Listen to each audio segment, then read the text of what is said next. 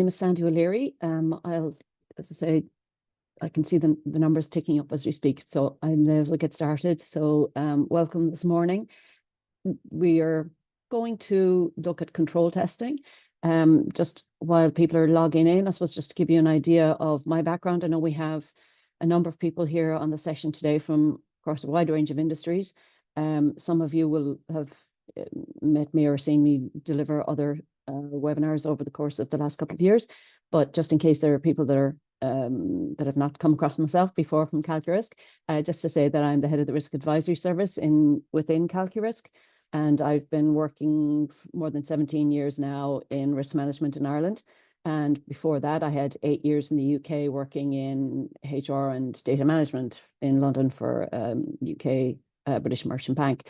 So I suppose the whole point being just really to explain that I've got quite a lot of I suppose, history and experience in the area of risk management. So if something arises today, please feel free, pop in a question. Just to forewarn everyone from a data protection perspective, the session is being recorded.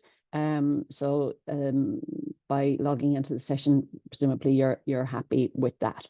I suppose the other side of it, just from a purely academic perspective, I have a degree from the University of Limerick and multiple qualifications from the University of Westminster, University of Ulster, and University College Cork. So the only reason I'm saying that is really just to explain that I have a lot of experience in this area of risk management, control testing, and so on and so forth. So please feel free, as I say, if something arises in the course of today, to pop in a question and I'll try and address it. And if I don't see it as we're going through, I will certainly come back to it and address it towards the end. So what are we going to cover today then within that quite wide-ranging subject of control testing? We're going to have a look at the different types of controls that are in place. We're going to look at why we even do control testing at all. What's the point of it? How do we do it? What's the process involved? And hopefully I'll illustrate with a number of practical examples as we go through. One of the key points, I guess, from all of this, even before you start to think about the types of controls and design them, is what do you want to get out of it? What type of reporting are you aiming to achieve? And that's key to it. It's not testing for the sake of testing. It's testing with a view to serving a purpose. And that purpose is usually reporting onwards to somebody who needs to know how this, the set of controls is actually operating or not, as the case may be. So that's the kind of general area we're going to have a look at today. We're going to have a look at, as I say, from the outset, I guess, when you're thinking about control testing at all, it's about taking a step back a little bit to see, are your controls appropriate for what it is you're trying to do? So when I'm looking at any individual risk or a group of risks, I take the same standard approach in terms of the types of set of controls that you want to make sure that you have in place. So there's a kind of a lens through which you can look at all sets of controls. And that's what I refer to as the 5 Ps, where you have policy. And I do include procedures in that because procedures, fall out of policy usually. So you've got the policy and procedures that you have in place. You've the people. What people are there? What are they contributing? What are they bringing to the picture in terms of the management of the control framework? What practices are in place? So that's all about, following on from the procedures themselves, what's actually happening? What types of activities, approaches do you need to be concerned with in relation to that particular control? The fourth one is paperwork. When I've heard me say paperwork, I'm not going old school and talking about printed paper here, but it's more about what reports, what analyses, what, I suppose, body of evidence is there to support the set of controls that you're looking at. And then there's also performance management. And I personally think that the performance management is key to a lot of the assessment of controls. And when we're talking about testing here, performance management is a vital part of that. And I think when you look at controls as a package, you often see in theory the elements, the first 4 elements there, the people, the policy, people, practice, and paperwork. But if you're not monitoring the performance, and to do that you have to test, then it's very difficult to gain any sort of level of assurance about how well the system of controls is actually working. So when you're thinking about controls also as a package, let's say as a framework, when you are looking at the quality of them and the effectiveness of them, we tend to have to look at what combination of controls are in place to manage the risk we're trying to address. And there are 4 types of controls. We've got directive controls, preventative, detective, and corrective. And there will be different controls will come under these various headings in order to manage a particular risk. So the directive controls are all about providing, guidance and ensuring that the processes are compliant, that you are instructing staff on what they need to do and how to, how to do it. And examples of your directive controls would be the likes of policies and procedures, and they usually operate from a baseline of compliance. So it's like, well, what's the minimum standard we need to have in place? Document that, tell people what it is and how you expect them to do it. Unfortunately, directive controls were actually quite common, and we have a lot of them. They're often the least effective type of control because it's more about an instruction. There's no guarantee that people are all going to follow the same instruction or even follow it in the same way. So while it's absolutely critical to establish that compliance baseline, for example, or the expectations when it comes to, running a business, it's very much the starting point. Ideally, you'd like to have all of the different types of controls in place when you're trying to manage a risk. So the second type is preventative. So preventative controls are really put in place to try and make sure that the negative event or the unwanted event doesn't actually materialize, or to at least reduce the likelihood of that risk materializing. So examples of that would be where you put in place something ahead of the game, shall we say, in the likes of firewalls that you would have to make sure that there is no unauthorized access to your systems. You might have secure, safe passwords, in terms of managing access to your management systems and your data. So these are all what we call preventative controls. The third type are detective controls.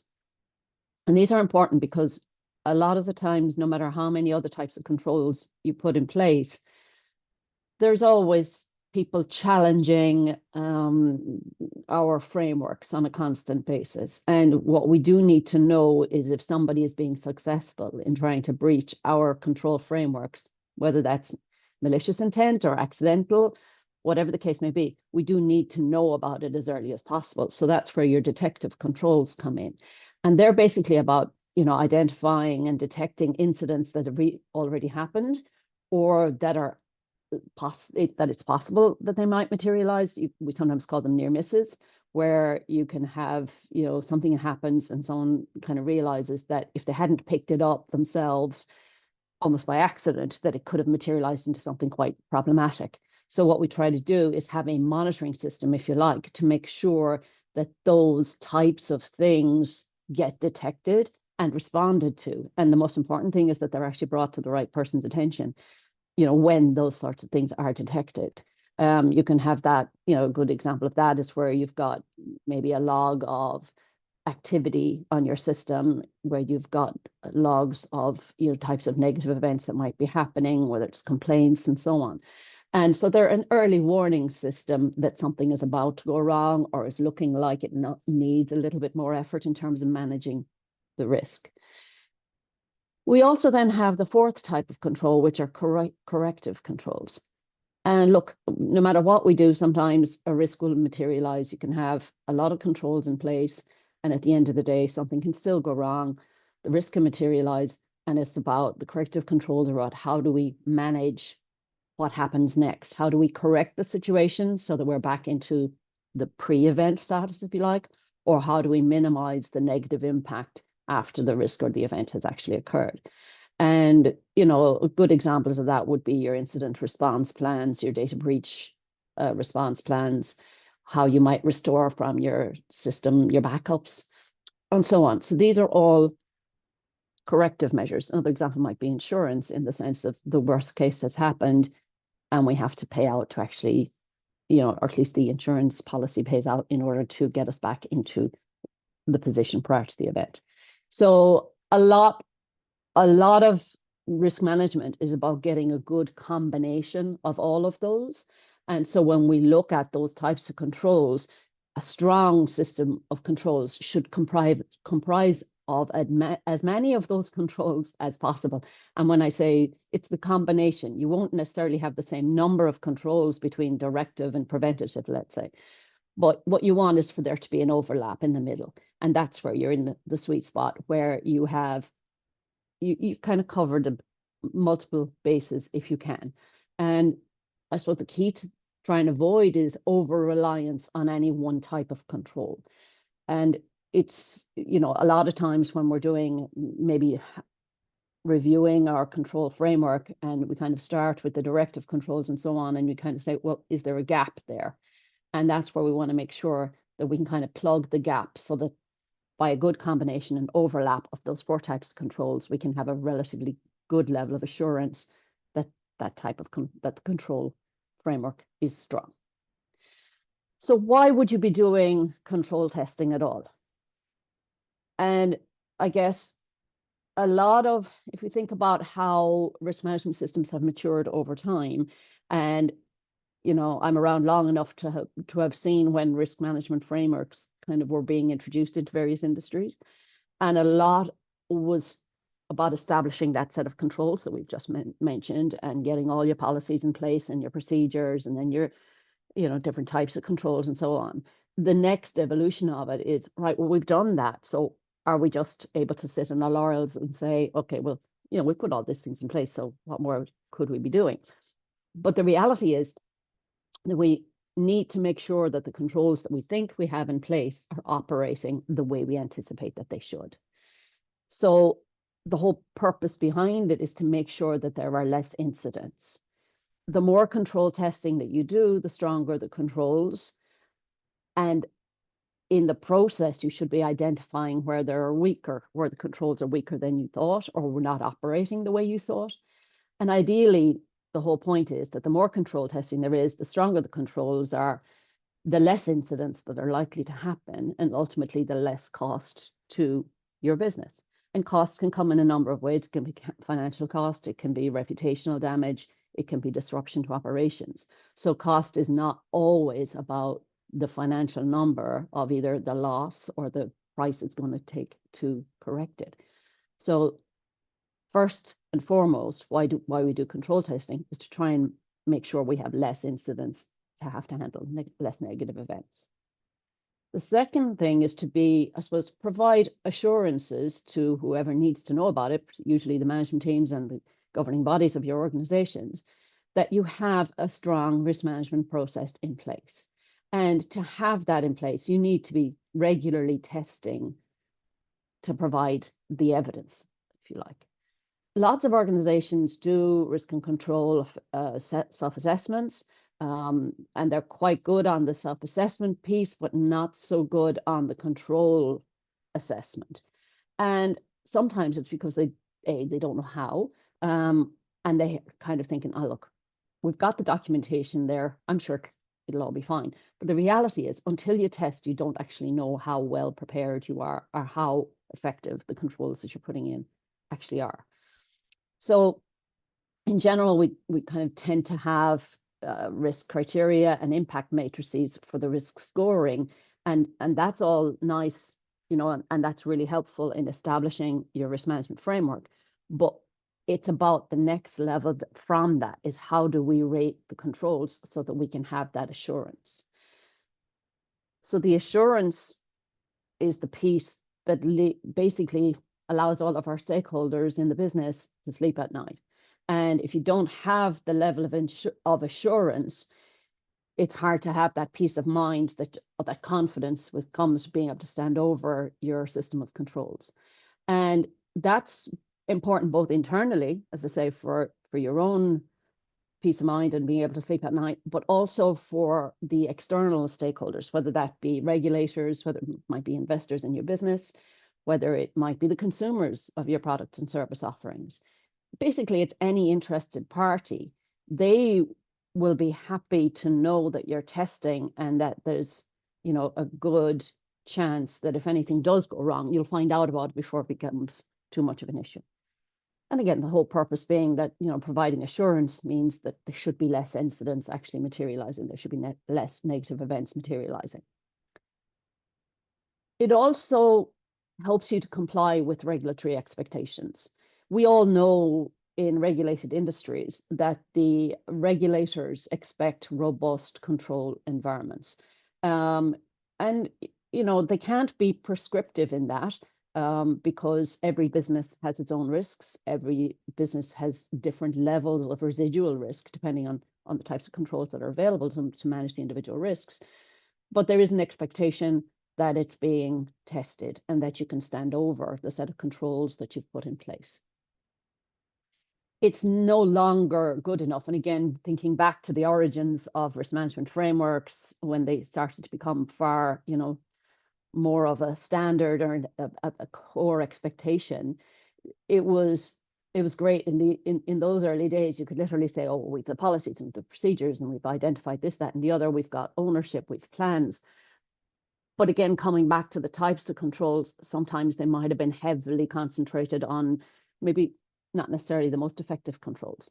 So from a regulatory expectation, they do now expect that a strong, mature control framework is being tested. Doesn't mean everything has to get tested all the time, but it means that your key controls, the ones you really heavily rely on, that they are being tested and that you can stand over with confidence that they're doing the job they're meant to do.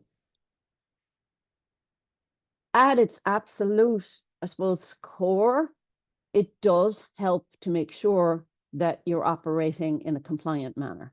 And that's what a lot of controls are there to do, is to make sure that we can demonstrate compliance. It's all very well saying we're operating in a compliant manner or we're doing things in accordance with our policies and plans.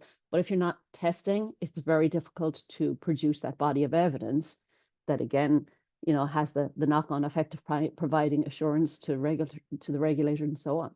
So it's definitely a core activity that helps across a number of different areas. So therefore, control testing really is a no-brainer. Everybody should be doing it to some, to a degree. So the testing process then, when it comes to the process, there's a few different steps. The first one is basically determining whether the control itself is designed sufficiently or appropriately in order to be able to mitigate the risk that you're looking at. And that's what they call the design effectiveness test. And it's just trying to make sure that you know what it's meant to achieve and that it's designed to achieve that. And, in a lot of ways, this is it may seem like the theoretical first step, but it's actually the most critical step, because if you don't know what it is you're trying to achieve, testing any control is only just going to tell you what's happening with the control, but you need to know what it was trying to do before you can determine whether it's effective or not. So, for example, if you think of a checklist of components or items that you need to check, which ones are the most critical? Which ones do you rely on most in order to achieve the outcome that you're looking for? And that's where you're kind of setting those internal standards so that you know what you're trying to achieve and how you're going to go about it. So when it comes to the design effectiveness, it's very important that I suppose, you've made a determination as to what you expect at the end, the outcome of the control, before you begin the testing. So the next step is the operating effectiveness testing. And that's where, assuming that it's kind of past the design effectiveness test stage, you go on to your operating effectiveness test. And is it actually doing what it was designed to do? Is it having the effect that you expected? Because sometimes we'll put controls in place and think, I'm putting it in place in order to achieve a certain thing, but there's no guarantee. It's theoretical until you actually test it. So this is where you do a lot of your sampling and testing and gathering your body of evidence of how the control is actually working. A lot of organizations tend to fall down in this aspect, and it's really because well-designed controls that don't operate as designed are actually quite common. The idea behind it was good, the plan behind it was good, but unless it's being tested, there's no guarantee that it's actually having the desired effect. Sometimes, it might come down to the different type of control, as we spoke about earlier. As I should say, some are more effective than others, and on the scale, of least effective to most effective, you're still going to have to check that they're effective to the degree that you would expect for the type of control that it is. Hope that makes sense. So the next step in the control testing process is the assurance stage. And that's about getting independent assurance that those control tests were conducted properly, that the objective was clear, and that they were, I suppose, done in an independent and controlled manner. And this usually comes down to almost the kind of the level of the level in the organization at which the testing is taking place. So you can have initial control testing, which is actually done, by people at the front line. But when it comes to the assurance level of testing, you really need it to be done by somebody who's in maybe the second or third line of defense for the organization. So, it brings that independence, that objectivity. As we all know, if we're delivering the service, sometimes it's even psychological. You assume a certain control is working, but it might just be because the person who's doing it is just so experienced that they're used to doing a certain way, which does not necessarily mean that the control itself is the thing that's most effective. So we need to make sure that there is independence brought to the testing, and that usually, as I say, comes from either the second or third line of defense independently checking those tests. To an extent, as I say, it depends on the size of the organization and the range of options that you have in that regard. But I would always try to build in that independence and objectivity when the testing has been conducted. And the fourth step is the reporting piece. And we'll go into that in a little bit more detail later on. But it is about being aware that right from the get-go, it's to whom should you be reporting on the effectiveness of the control framework. And there are, parts of the organization, it might be the management team, it could be the governing body, that needs that assurance. And, to a large degree, when you're setting up your control testing, you have to think about how is that going to be presented in a report. So we'll talk about that in a little bit later on. Sometimes it's as simple as, do you want a detailed report to be coming out of the testing, or do you want it to be an exceptions only report? And that will determine to a large extent what, how you document your test, how you design your test. So it is important to think about the reporting step, even though it is the final step, but to think about that when you're designing your control testing. So in terms of your design effectiveness test, then what does it actually look like? So firstly, it's about evidence. It's about gathering evidence around the control that you're trying to test. So, the first question you usually address is, and again, thinking back to the 5 Ps, is there a documented procedure in place? Is there clear guidance on how this control operates, how it should operate, and if there's a difference between the two? So you would be asking questions like, where is it stored? Is it readily accessible to the people who need to know about it? Not just the people that put it in place and approved the document, but the people who are actually applying it. Do they have easy and ready access to it? Are the roles and responsibilities covered in that? Is there evidence that there are assigned segregation of duties, for example, if that's appropriate in the particular control? Is it clear how that will operate?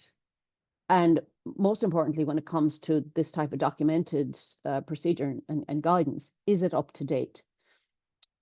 When it comes to control effectiveness, for example, it might be perfectly effective, but if over time the requirements have changed, how the business operates has changed, you might be testing the wrong thing in that it's not achieving what it was originally intended to achieve. So it is important to make sure that these types of documents are kept up to date, that they meet, whether it's compliance requirements, regulatory standards, industry best practice, all of that. So it is important that the documentation is up to date and still remains relevant to the business. When it comes to design effectiveness, key person dependency is critical. It is one of the first questions we tend to look at from an effectiveness perspective. If any control, no matter which one it is completely dependent on one individual, then that's your weakest link. And it's not a judgment on the individual. The individual could be amazing at their job, but there will be days where that individual cannot be present, isn't there at the time that the event occurs, whatever the case may be.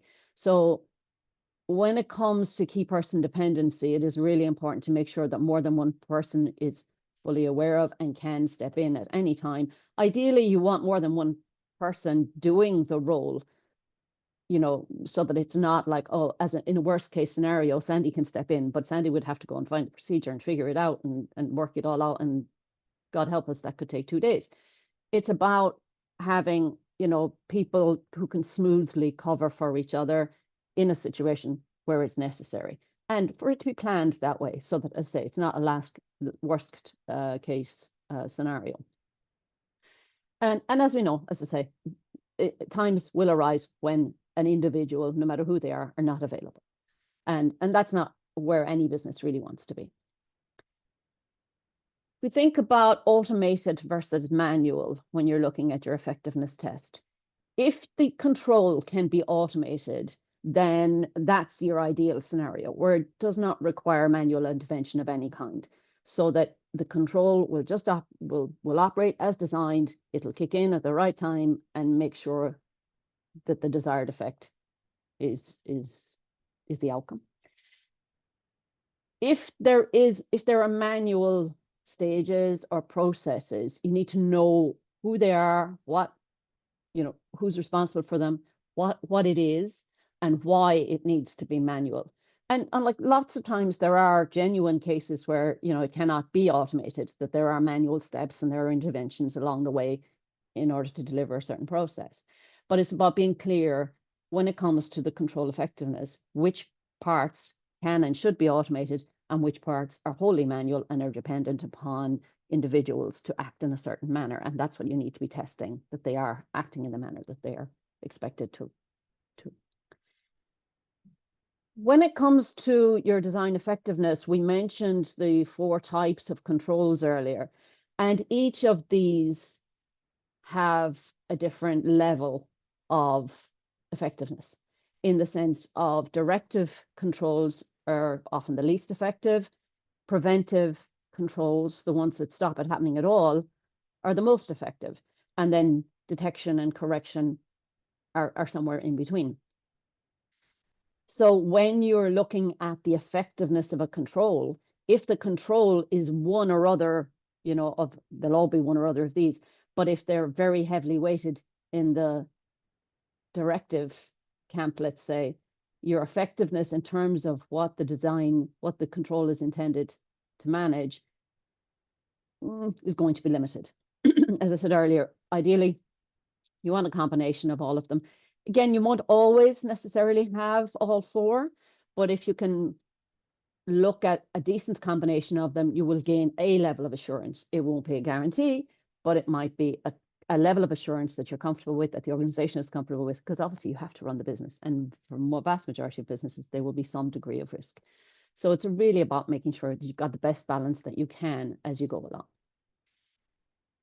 When it comes to your design effectiveness testing as well, I think one of the key things to remember is that there are trigger points along various processes that are kind of a good place to start with your testing, or a good place to kind of see whether it's having the desired effect. Because if everything is kind of runs along as normal and there's no variation and there's no change, then chances are it's probably working quite well. However, there will be often trigger events along the line of most processes where something can happen and there's the potential for it to go wrong, or there's the potential for a manual step, for example, not to kick in. And that will really depend, that all of that varies from organization to organization. There's no exact science as to where exactly a control is most likely to fail a design effectiveness test. It very much depends on the process that you're testing, on the set of controls that you have in place, but it's about making sure in an ideal world that you're covering all the bases.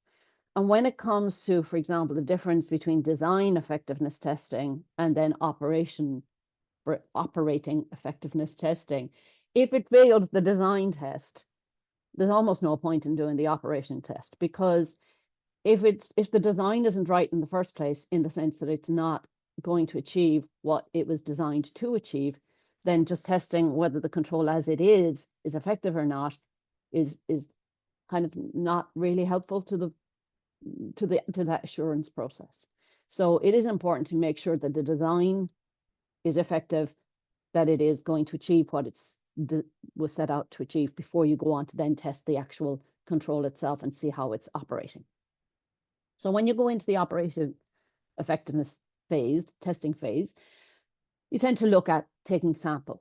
And, you know, as we all know, across a whole range of businesses, it's not feasible to test everything. So you do have to decide on how you identify your sample.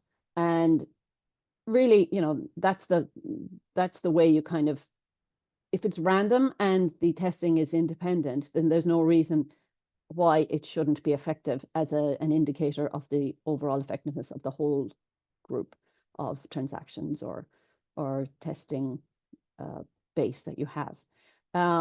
This is where all the work is really. It's in the sampling, testing, and evidencing of whether the control is working the way it was meant to operate. Again, this is a point at where, you know, organizations tend to fail in terms of not having well-designed controls, because if they're not well designed, that they're not going to highlight or identify the departures from the norm. And you do need to know what it is you're trying to achieve, and therefore design your testing around that. Figure out whether the control is operating the way it was designed to. Identify what evidence there is of that or not, as the case may be, the exceptions, and then have enough of a sample to be able to gain assurance and provide assurance that it happens consistently all the time. It wasn't just random luck that the particular test happened to find that, yes, it was in compliance with the control design. And at the end of the day, you know, it is very much about deciding kind of how much is enough. And that will very much depend on how often the risk materializes. So you link your control testing to the frequency that the control is actually operating or being used. And so, for example, if your activity is something that happens all day, every day, you might test that particular control. You might take a sample test of, say, 20 in the last quarter. If it's a control that only operates maybe on a weekly basis, you might sample test 5 in the last quarter. So it will very much depend on how reliant you are on that control and its effectiveness, and how often, how frequent that control is required or is needed. Okay. So if we take, for example, a financial institution that's exposed to credit risk, say, for example, they offer small to medium loans to borrowers, and the control that you want to test is your creditworthiness checks. So you will set up your control, you'll decide what it is you want to test. So the first thing you do is look at the design effectiveness, as we spoke about. We're going to look at the documentation. Is the policy well laid out? Is there a step-by-step procedure in place that will ensure that the policy that is being put into effect? Does the documentation detail the roles and responsibilities for the people that are going to be delivering or operating on that control? So when you're talking about creditworthiness, you know, are the people who are conducting the creditworthiness checks sufficiently trained? Are they sufficiently experienced for the level of transaction that they're going to be handling? And is that clear in the documentation? Sometimes, you do have to think about the segregation of duties, process control. That might be what you're part of what you're testing. So that all needs to be clearly documented and defined in the documentation before you even get to the actual sampling. Is there more than one person who can operate that control? So, for example, if there is software in order to, as part of the creditworthiness check, are people sufficiently trained in operating that, in running that software? Is there more than one? Depending on how many or how big your business is, you might have way more than one, way more than two. So it very much depends kind of what's most appropriate for your business. If there are levels of authorization, for example, during the creditworthiness processes, and as rightly there should be a limited amount of access of people able to access that type and level of confidential information about anybody. So is that clearly documented so that you can see who can and who cannot have access to that type of information at that level of detail? If automation is an option, is automation built in if it is possible? So in some lending systems, the creditworthiness checking literally happens automatically in the background, and by the time you've finished processing, certain stages of the process and the documentation, the creditworthiness report will be pretty much ready there for you to assess. Are there manual elements to it? And this comes down to, for example, in this particular context, you can have what's referred to as automated lending, where you can have a system that has a creditworthiness level of automation built in the background, and it's basically yes or no to the application. In other way, and that often is linked to the type of loan, the size of the loan, and so on. But to a large, as it comes more complex lending processes, the level of automation is often less, in that they want to have human intervention. If it's borderline, for example, between whether the loan would be granted or not, and it's about assessing and making a balanced decision based on the evidence that you have, then there might be a more manual step involved. And so there can be a combination, as I say, of layers that are automated and then layers that are manual. So it's about making sure when you're designing your test that you're covering that and you understand which parts are automated and which parts aren't. And to a large extent, a lot of the points where things can go wrong is where there is less automation. But that's assuming that the automation is designed properly in the first place. But that's a debate for a whole other day. Also, as part of the design effectiveness, we have to think about what type of control it is that we're testing.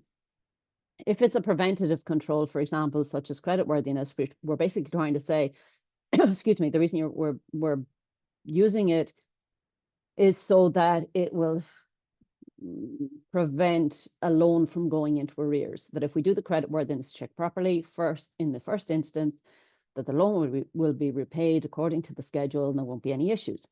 So we need to know then that the control we're testing, which type of control it is, because if it's preventative, it needs to be strong and it needs to be working the way it's intended to, and not just randomly, not just occasionally, but consistently.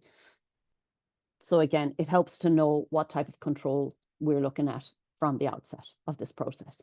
So when you're looking at underwriting or at a creditworthiness check, for example, you might have all of those things in place where you have the documentation, the roles and responsibilities, the key person.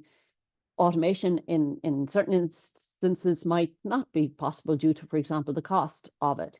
And that doesn't mean that it's not effective, but it just means that you're more reliant on some of the other controls.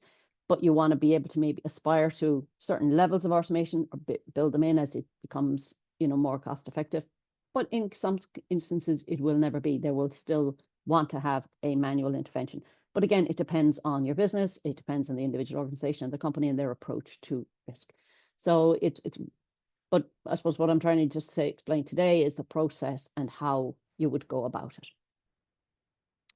So when it comes then to an example of the operating effectiveness stage, this is where you build your test, you design your test, you take your sample, you identify what's an appropriate sample for the control based on what we just discussed earlier, how often the control arises, how important the control is. And then we'll review the system and, and actually decide what it is that we're going to test. So the big question is it operating as it was designed to operate? So you might review your system passwords. When were they last changed? Are they being shared? Are they strong passwords? You might ask people to perform certain tasks to make sure that they only have the authority that's been designated to them, that their access or control doesn't allow them to do things that they're not meant to be able to do. So, it's about making sure that all those structures are operating the way you had designed them and the way you anticipate that they should work. And then you're looking at the recording and reporting. So you're recording the findings, you're recording the tests that you're doing and the results that you found, and then you report on them. And reporting is important, as I said from the beginning, because it's really an awful lot of the whole point of assurance of control testing is to provide assurance to the people that need to know that the things are operating as they're supposed to. And it's that's the reporting piece, so that the people who are most concerned, the stakeholders who have a vested interest in all of this, can sleep at night. So therefore, the reporting is about being built in from the design, from the get-go. Don't just bolt it on at the end and go, oh, well, we've done all the testing. Let's see what I can pull out of that now that's going to form some sort of a report. It needs to be, designed with that in mind from the outset. You also need to make sure that the testing is part of a continuous process and that the reporting that comes out of it is continuous and standardized, and that people can get used to what they're looking for, what are the key things they're going to look at in a report that's repeating. If you're going for the high level, you can choose to do that and report by exception only. Again, it'll depend on the industry. It'll depend on your organization. Some people like to see lots of green so that they can have that assurance, and then the occasional red item where they can see where there are weaknesses. And there's an argument for both. Others will prefer to just see the red line items where, things have gone wrong. And so, it's a philosophical approach at the end of the day. It depends largely on who your audience is as to what it is that you're trying to show and display. More kind of, I suppose, internal operational stuff, you're more likely to focus on the red line items. If it's something that you're going to be submitting maybe for a regulatory review, you might want to be able to show what you're doing right as well as what's going wrong. So to an extent, again, you need to decide from the outset what it is that you're hoping to communicate. So they can be, as I say, things like your monitoring, just types of samples from reports that we would have in calQrisk around control testing. It can be quite a high level. You can have quite detailed individual control testing, which again, you can kind of display the findings. So it'll be up to you to decide how you want to report on it, to whom you're going to be reporting, and what they need, what needs to be brought to their attention. So in terms of frequently asked questions around control testing, the first question we usually get asked is who should control the test? And we've mentioned this a few times throughout already. And I think this is, in an ideal situation, if you have an effective 3 lines of defense model operating in the organization, it should be the second or third line of defense where at all possible, because it will bring more independence and objectivity to the testing. Next question is, how often should you test? And usually, as I said, it depends on how important the activity is in your organization. So, for example, if there are key controls that you absolutely know the organization relies upon, that these ones need to be tested more frequently than less critical ones. So, for example, in the illustration we had earlier, where it's lending is the key activity, you want to be regularly confirming that your key loan underwriting controls are effective, that they work as they're meant to be. If you work in the insurance industry, you want to make sure that the underwriting key controls are operating the way you expect them to, and the way and that they're designed well in order for the outcome to be relied upon. When it comes to how big your sample should be, again, that will very much depend on the frequency of the control. So, there's lots of different ways people do it, again, depending on how big the test space might be. You might be 10% of the transactions or 10% of the occasions where this control is being utilized. Others will be different percentages, different ways of approaching it. But again, it will very much depend on the frequency of the control that you're testing. And the big question is, what happens if the control fails? At the end of the day, if the control fails, you have to have an action plan to fix it. It's about what do we do next? You need to have a look at the residual risk of any risks that currently rely on that control. So if you have a range of risks, for example, just randomly, if it happens to be segregation of duties, for example, if there are a lot of risks in your database that rely on segregation of duties as an effective control to reduce the risk of them materializing, and you find that segregation of duties is not in place, then you need to go back to all of the risks for whom that's critical and assess whether you can stand over their current residual risk rating. Does that, did the assessment of the level of mitigation match with your test findings? So you'll be delighted to know that's kind of today's session done. You have all our contact details for calQrisk. As you know, we provide governance, risk, and compliance software, and we engage with a lot of different industries, a lot of companies across a number of industries, and hopefully you've learned something today that will help you to go and design your own control testing. And if at any point you need anything from us, you'd like to inquire further, please do. I'm just going to double check to see if I have any. Oh, there's something in the Q&A. So when an entity is not yet live, how do you suggest test controls when you're not in a live environment? Well, I guess to a large extent, it will depend. It will depend on the risks, because you can probably test a lot of the policy ones, for example, policies and procedures. You can do it in a kind of a simulated environment to an extent, in the same way that you would, for example, where I would have seen a lot of this done, where you might have a company that's moving from one software system to another. Their actual, let's say, for example, in a banking situation or credit union situation, they might be changing their banking software. So you have parallel running. So in effect, that's pretty much doing the same thing. You're simulating an exercise and you are going through it on a sample basis. And by that, you're determining, depending on what control it is that you're testing, you can do a lot in a simulated scenario. And, we talk about scenario testing a lot in risk management. And this is very much an example of it's not quite a fictional scenario, but it's more a real life scenario that will play out. So you can design your scenario and you can do pretty much, all of the control testing we talk about. You probably won't be able to do it on a very large sample, obviously, because you're creating, to an extent, almost the samples as you go. But I would say, yes, you can test a lot of controls in a simulated scenario-based exercise.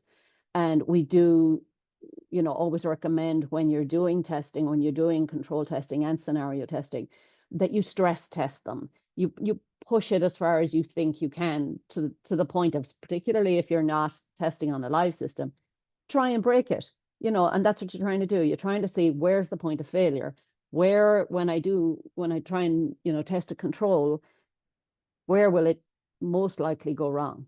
What are the gaps? So unless it's an industry which is literally brand new, which is very unlikely these days, you probably have a strong idea of how it's meant to work and how it's meant to operate. So I think you can literally design a test scenario where you can work it through the system. You can probably test a large number of the individual code controls. I think the key would probably be you won't have a huge sample to test, is probably more the concern in that situation. I hope that answers the question.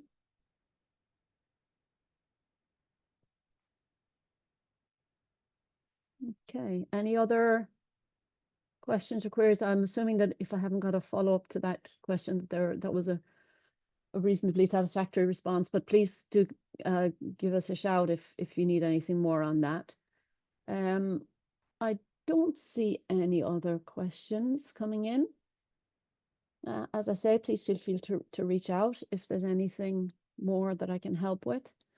If not, I think I have probably it's done slightly over the time, so I won't keep you any longer. It's been a pleasure to have you, and hopefully you found this morning useful.